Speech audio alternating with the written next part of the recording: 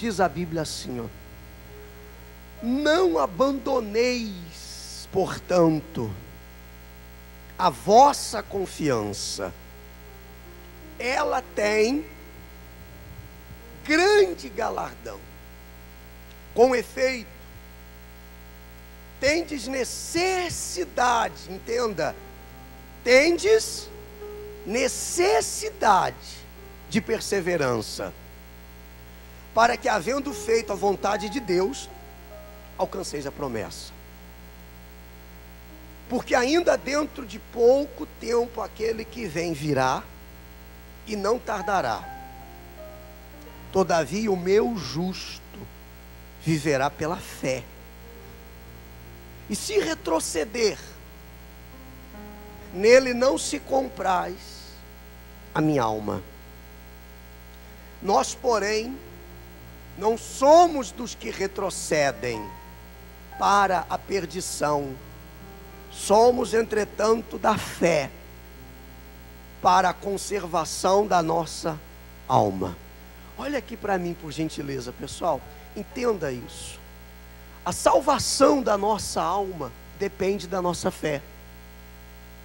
As conquistas do dia a dia, a realização dos nossos sonhos, o cumprimento da promessa de Deus, depende da nossa fé. Mais à frente a Bíblia diz: sem fé é impossível agradar a Deus. Quando ele fala, não abandoneis, portanto, a vossa confiança, é porque nós vemos, e Deus melhor do que todos nós tem visto, que muitos, por causa da falta da confiança, elas abandonam a fé. A confiança é o que faz você permanecer crendo que vai acontecer aquilo que você não está vendo. Fé é exatamente isso, é crer naquilo que nós não vemos, mas que sabemos, temos a certeza que vai acontecer. E a nossa confiança é o que nos faz permanecer na fé. Quando você abandona a confiança, quando você deixa de confiar, quando você se aparta da presença dele, você abre uma brecha enorme para o espírito da dúvida invadir o seu coração. Ora, se Deus trabalha com a fé, Satanás trabalha com a dúvida. É a arma mais poderosa que ele pode usar contra a nossa vida. Se ele não pode destruir, porque a pessoa que está na fé, que está firme com Deus, que saiu do mundo, que abandonou a promiscuidade, a mentira, o pecado, como é que Satanás vai pegar ela? Ou você acha que ele desiste da gente pelo fato de termos entregado nossas vidas a Jesus? Desistiu? Com certeza não. Ele continua insistindo a cada dia, usando de todas as formas para que você volte para ele, para que você se arrependa daquilo que fez um dia com o coração aberto, entregando sua vida para Jesus. E ele vai usar da dúvida, porque se ele colocar dúvida no coração, ele faz com que você deixe de confiar. Por isso a Bíblia diz: não abandoneis, portanto, a vossa confiança. Ela tem grande recompensa, grande galardão. Não há como você confiar e estar desesperado. Por exemplo, se você diz assim: pastor, eu confio muito em Deus, mas eu estou desesperado, não tem coerência nisso. Eu não posso estar confiando em Deus e me desesperar. Quem está entendendo? A partir do momento que você deixa o desespero tomar conta do seu coração, quando surge um problema, quando surge uma adversidade, seja ela familiar, financeira, sentimental, na saúde, e você se desespera, é porque você abandonou a confiança, deixou de confiar. E as chances desse problema tomar conta da sua vida são muito grandes. É certo que quando você abandona a sua confiança, o problema, a situação, as lutas aumentam muito mais. Você está dando espaço, brecha para que o diabo possa encher o coração de dúvida. Aí a pessoa começa a ver tudo com os olhos naturais. Aí ela começa a olhar para aquilo que deu errado e começa a dizer: eu sabia que ia dar errado. Está vendo? Bem que eu falei. Eu disse que não ia dar certo. Ela começa a viver de uma forma natural. E você precisa tomar cuidado para não abandonar sua confiança. Porque você precisa dela nos momentos difíceis, no dia mau, como diz a Bíblia. Porque aquele que confia não se abala. Amém? Diga aí, aquele que confia não se abala. Eu estou abalado, pastor. Olha, aconteceu um problema no meu casamento. Eu estou abalado, pastor. Eu estou abalado com a minha situação financeira. A gente só, a não ser que a Bíblia esteja errada. Diz o salmista: os que confiam no Senhor são como o monte Sião, que não se abala, mas permanece firme para sempre. Então confiança é sinônimo de permanecer, é sinônimo de perseverança. Por isso ele diz: tende necessidade de perseverança. Pastor, eu confio em Deus, eu só desisti desse casamento. Eu confio em Deus, eu só estou tomando o remédio todo dia porque o médico falou que vai ser assim para sempre. Eu confio em Deus, mas eu só deixei de vir às reuniões porque agora eu posso ouvir em casa. Se você não está perseverando por aquilo que você quer, então você também não está mais confiando no poder de Deus. Entende a diferença? Eu não posso dizer que confio se eu estou aqui parado de braços cruzados. A confiança me leva a perseverar, pessoal. A confiança me leva a perseverar. Se eu não estou perseverando mais, é porque eu não estou o quê? Confiando mais. E aí a gente não consegue perceber. Vai vivendo, sabe aquela sensação de bem-estar? A pessoa abandona a confiança, deixa de perseverar. E quando você deixa de perseverar, as coisas sobrenaturais, aquilo que vem da parte de Deus, deixam de acontecer. Ora, se eu vivo de uma forma natural, só vão acontecer na minha vida coisas naturais. Não tem como eu exigir que coisas grandes aconteçam na minha vida, se eu faço coisas pequenas diante de Deus.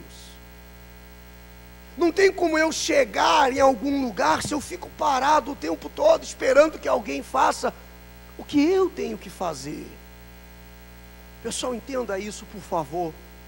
Existem coisas na nossa vida que a esposa não pode fazer pelo marido, que a mãe não pode fazer pelo filho, que o pastor não pode fazer pela ovelha, nem Deus pode fazer. Existem coisas que só a pessoa é que pode fazer. Tem decisões que são individuais, intransferíveis.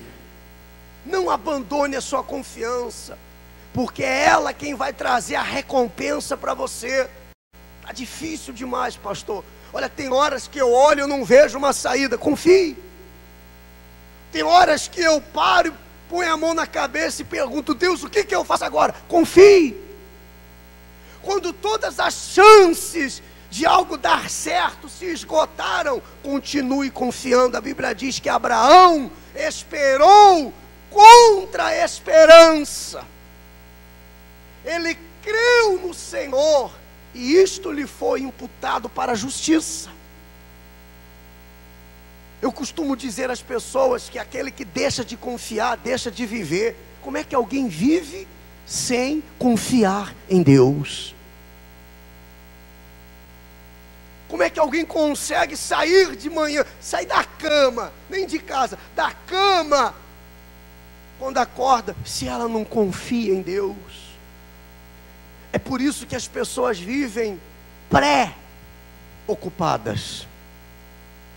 Sabe o que é pré-ocupação? É você se ocupar antecipadamente. O negócio ainda nem aconteceu, só tem um rumor, um sinal de que pode ser que dê errado, pode ser que não vá, pode ser que não dê, e você já se pré-ocupa com aquilo, e aí deixa a confiança de lado. Então uma pessoa pré-ocupada é alguém que já não está mais confiando no poder de Deus. Meu Deus, e agora? O que será que vai ser? Como vai ser? Estou perdido, e agora? Jesus amado. Essa preocupação com o dia de amanhã, como Jesus fala, ansiosa solicitude pela vida. Não andeis o quê? Ansiosos, preocupados. E a falta de confiança faz isso, aí você não tem mais tempo para orar. Sabia disso? Você não tem mais tempo para buscar a presença de Deus. É correndo. É correndo. Deus me acompanha aqui que eu não posso parar não. Deus me acompanha aqui porque não dá para parar não. Eu não estou correndo. É como se Deus precisasse dela. E aí você vai perceber lá na frente que nada disso adiantou. Essa ansiedade, essa preocupação com as coisas fez você abandonar a sua confiança. Por isso a recompensa não vem. Pastor, eu oro tanto, eu busco tanto, eu venho, eu faço isso, eu faço aquilo. Mas preocupado com o resultado, você acaba não tendo resultado nenhum. Mas se você confia, você persevera. E a Bíblia diz, para que experimenteis a qual seja a boa, perfeita e agradável vontade de quem? Vontade de Deus. Para que alcanceis a promessa. Persevere por aquilo que todo mundo diz que você não vai conseguir. Sabe o que é legal? Sabe o que é bacana? Você alcançar aquilo que todo mundo dizia que você não seria capaz. E sem perseverança você não consegue. Se não for perseverante, se não tiver garra e determinação dentro de você, você acaba desistindo, acaba dando ouvido para os outros, acaba se deixando levar pelos outros. Não olhe para nada, não atente para aquilo que você ouve. O apóstolo Paulo diz, não atente para as coisas que são temporais, que são passageiras, mas para aquelas que são o quê? Eternas. Para aquilo que permanece. Ele diz aqui, ó, versículo 38, todavia o meu justo viverá pela fé, e se retroceder, se desistir, se deixar de confiar nele, não se compraz a minha alma. Sabe o que é isso? Não tenho prazer mais nele. Se desistir, se retroceder, tomou uma decisão, tomou uma atitude, e aí desiste, a Bíblia diz, nele não tenho mais prazer. Todavia o meu justo viverá, não com fé. Quem tem fé? Muita fé ou pouca fé? Fé de menos ou fé de mais? Só que não basta ter fé. A gente tem que depender da fé, aprender a se apoiar na fé, não no que os outros dizem. Que crise? Que crise? Se eu vivo pela fé, que problema? Se eu vivo pela fé, que dificuldade? Se eu vivo pela fé, ou seja, eu vivo por aquilo que eu creio, não por aquilo que eu vejo. Não por aquilo que eu sinto, mas por aquilo que eu vejo. Jesus disse, mais bem-aventurado são aqueles que não viram, mas creram. Feliz é aquele que visualiza o milagre, a mudança, a transformação, antes mesmo dela ter acontecido. Eu não vi, mas eu creio. Por isso ele diz, o meu justo vive pela fé. Se ele retroceder, não tem mais prazer nele. Enquanto você está na fé, Deus está ali. Deus tem prazer, olha aí, Deus tem prazer na vida da pessoa que vive pela fé. E seja quem for, se ela vive pela fé, Satanás respeita ela. Seja quem for. Pastor, eu não sei ler direito, não conheço a Bíblia toda, eu não fiz curso de teologia. Idem, nós dois. somos iguais. Mas Satanás respeita aquele que vive pela fé. Não adianta eu ter tanto conhecimento, eu saber tudo o que está aqui de cor e salteado, como diz lá na minha terra, se eu não viver pela fé. Sabe o que vai acontecer? Satanás vai olhar para mim e vai dar risada da minha cara. Se eu não vivo pela fé, pessoal, entenda isso, não preciso nem do diabo para atrapalhar minha vida, porque naturalmente surgem as dúvidas. Só pelo fato da gente não viver pela fé, ou na dependência de Deus, então, de forma natural, as coisas começam a andar para trás. Por isso que a gente vê as pessoas com tanta capacidade, a gente vê as pessoas com tanto conhecimento, graduada, pós-graduada, doutorado, mas fracassado. Até rimou. Chega uma hora que a força humana, que o braço, que o conhecimento humano não é suficiente para tornar você uma pessoa bem-sucedida. Se você vive pela fé, na dependência de Deus, deposita nele a sua confiança, espera nele, mas esperar no sentido de perseverar, deixar para ele fazer aquilo que é para ele fazer, não deixar que ele faça tudo. Tendes necessidade de perseverança, ou seja, perseverar é uma necessidade. Tem coisas que são opções, tem coisas que são necessidade, tem coisas que você pode optar por fazer ou não, tem coisas que é necessário, e a perseverança é uma delas. Perseverar. Para terminar, você tem que se encaixar aqui, ó. Nós, porém, não somos dos que retrocedem. Você vê que a pessoa não retrocede e simplesmente retrocedeu. Quando a pessoa que era da fé retrocede, ela retrocede para a perdição. Porque agora ela já conhece a verdade. Uma coisa era viver na mentira. Ei, Dona Maria, ó, uma coisa era viver na mentira sem conhecer a verdade. Uma coisa era ser enganado sem conhecer o caminho certo. Outra coisa é agora que a pessoa retrocede, abandona a fé e volta a praticar as velhas obras. Ela conhecendo a verdade, conhecendo o caminho, conhecendo e sabendo o que fazer, e volta a andar na mentira. Dá um passo atrás. Lembra que a Bíblia ensina-nos que quando o espírito imundo sai do homem e fica procurando um lugar para ele morar, todo corpo tem um espírito, você sabia ou não? Sabia que todo corpo tem um espírito? E como só existem dois, ou tem no corpo o espírito das trevas, ou tem nela o espírito de luz, o Espírito Santo.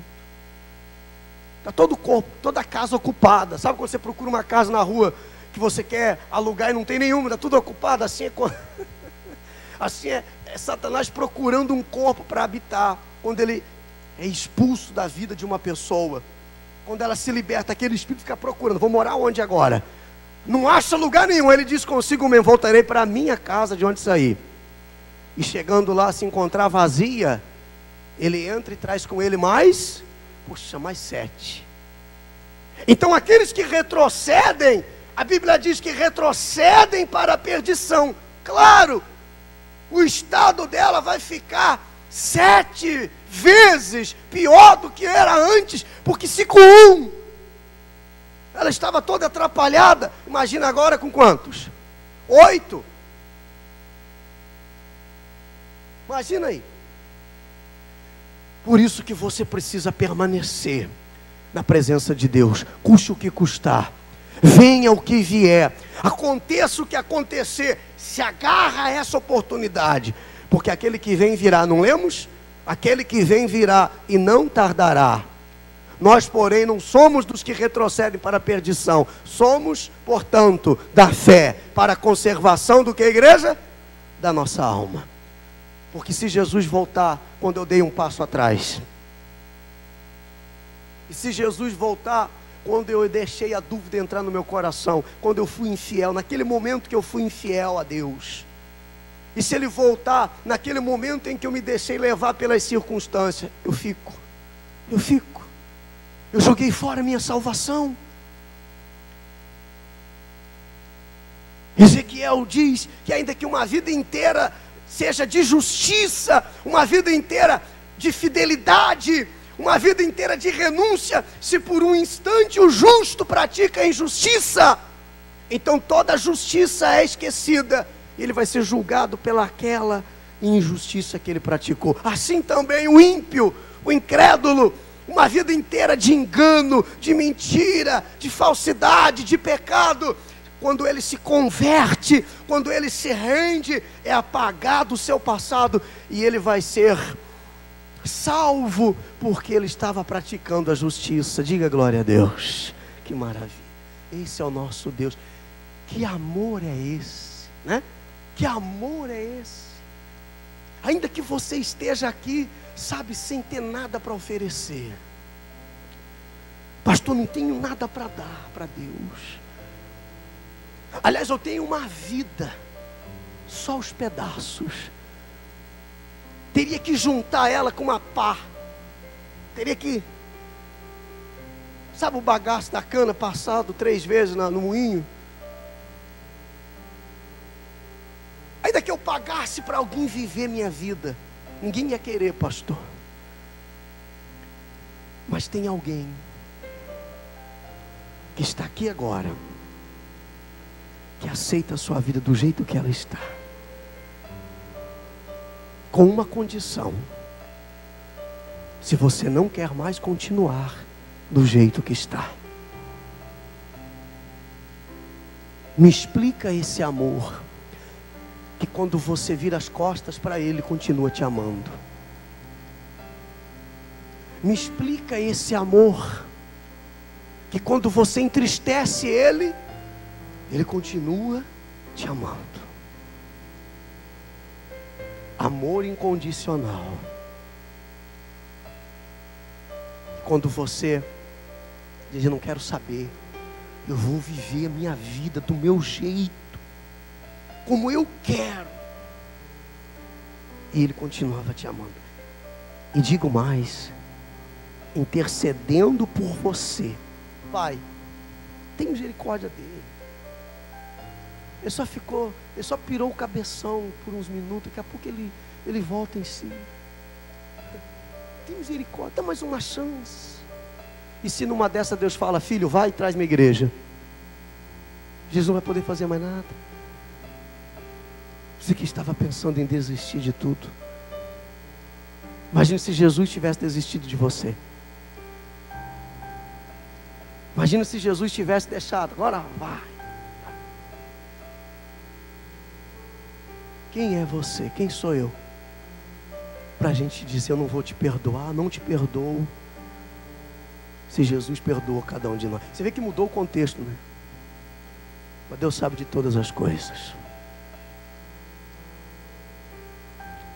Tem pessoas aqui que, se Jesus tivesse voltado nessa madrugada, elas não teriam subido.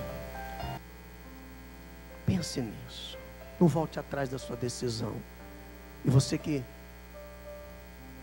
não tem levado mais Deus a sério na sua vida, tão certo como a cadeira que você está sentado agora, existe o céu e existe o inferno.